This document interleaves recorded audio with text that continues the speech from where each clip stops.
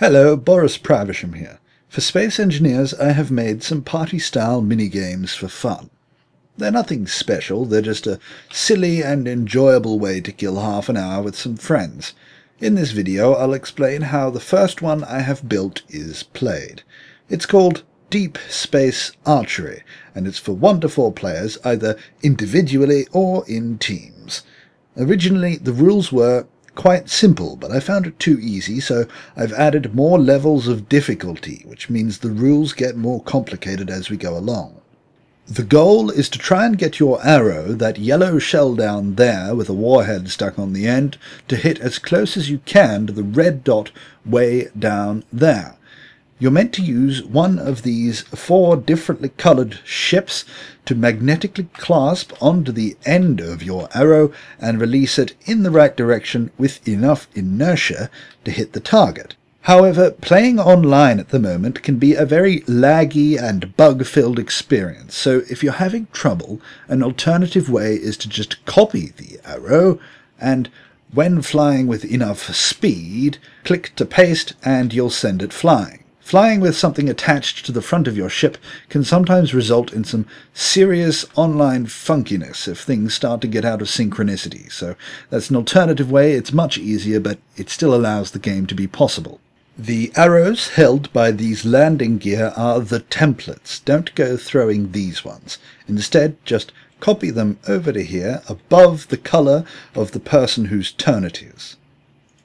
The landing gear beneath them are again only here if playing becomes impossible due to the current laggy state of the game or because you're too much of an uncoordinated klutz.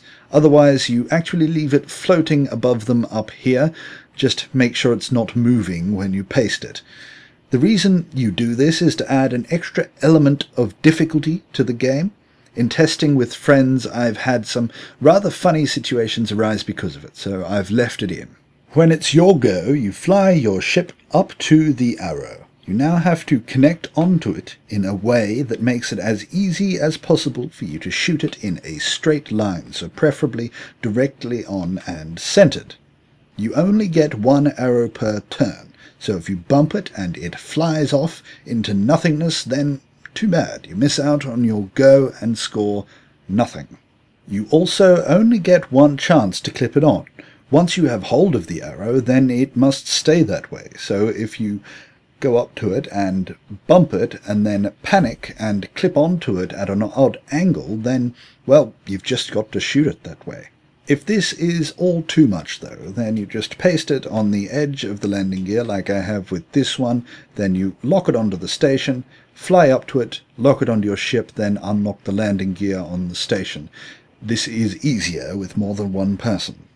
Once you've got your arrow, you then move to your mark. There are 3 levels of difficulty. I'll start with easy, which is this rainbow-coloured gate up here.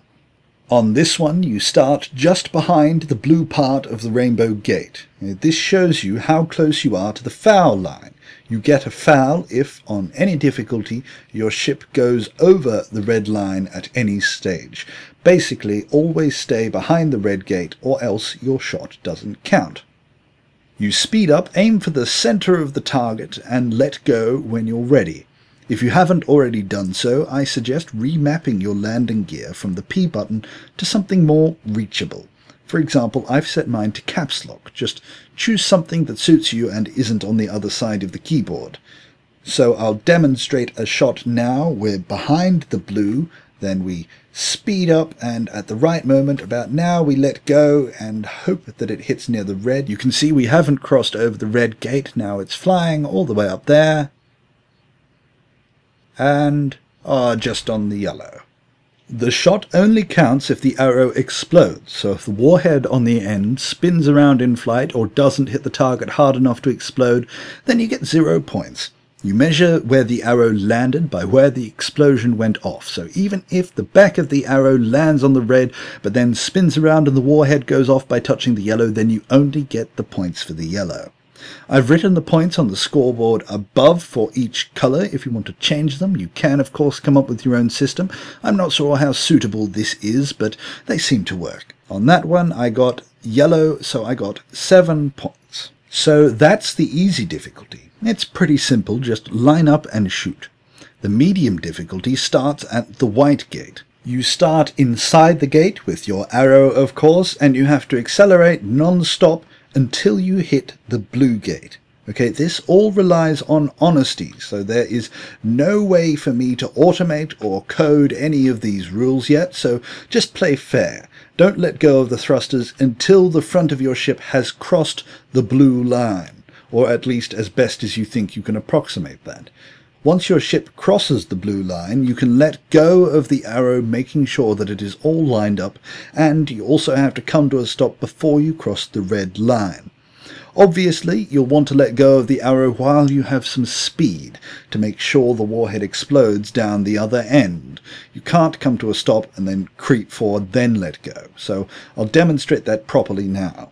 So we're inside the white gate. I'll go into first-person view because that's what I like. You can use whatever you want. We have to speed up until we hit that blue gate. Then we can start slowing down and release the arrow.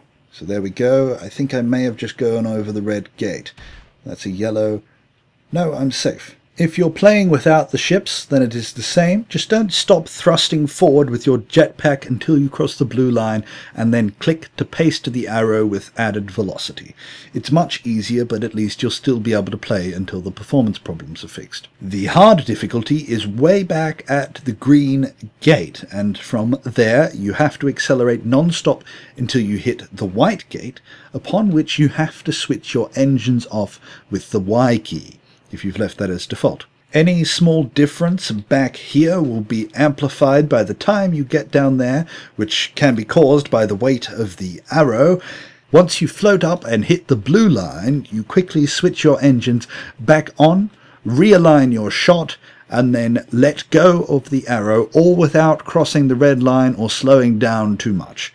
It's a lot to remember, but as you practice it becomes easier and I think much more enjoyable than just flinging a warhead from a standing start. It does take some skill. I'll go demonstrate this one now. Here we are at the green gate. I've got my hand poised over the engine on-off switch and the landing gear release, so I speed up until I get down to the white gate, upon which I have to switch my engines off, which I do now. Now I'm just coasting. I can't control. You see it's moving, and I switch them back on and release. So on the edge between yellow and orange. I think that was orange, but we are safe as well. Hopefully that's clear enough, and that this is something people might think is worth giving a go with their friends or even alone. You can set up your own games, as in how many shots you get, how many rounds you play, how you score, and so on. The good thing is that if you don't like a rule I've made up, you can change it, or even add new ones. I will be uploading the next mini-game I've made in a couple of days, which is called Levitating Sumo, and hopefully at some stage in the near future I'll be gathering together with some other YouTubers to actually play this and upload the results. If you have any comments or suggestions, let me know. You can download the world file in the Steam Workshop. The link is below.